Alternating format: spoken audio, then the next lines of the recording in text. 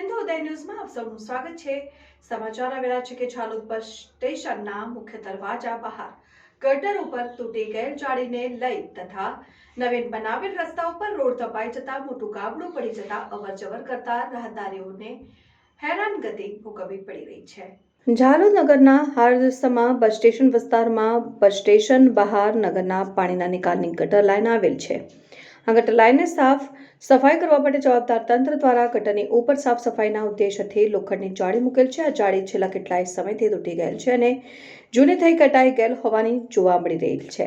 તેમજ આ ગટરની બાજુમાં જ નવીન રોડ વાહન વ્યવહારના અવરજવરને લઈ દબાઈ ગયેલ છે અને તેથી આ દબાઈ ગયેલ રોડ રસ્તા વચ્ચે ખાડા જેવું બની ગયેલ છે અને નગરમાં અવરજવર કરવાનો આ મુખ્ય માર્ગ છે। આ રસ્તા ઉપર પડેલ ગાબડા અને ગટર પર તૂટી ગયેલ જાળીને લઈ અવરજવર કરતા રાહદારીઓ હેરાન થઈ ગયેલ છે।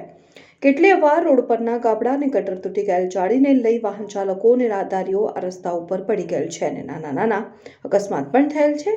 જવાબદાર તંત્ર સત્વરે રસ્તા ઉપર પડી ગયેલ ગાબડાને અને તૂટી ગયેલ જાળીના વિષયને ગંભીરતાથી લઈ સત્વરે ધ્યાન આપે તેવું રાહદારીઓ ઈચ્છી રહ્યા છે। રિપોર્ટર પંકજ પંડિત, સિંધુ ઉદય ન્યૂઝ, દાહોદ।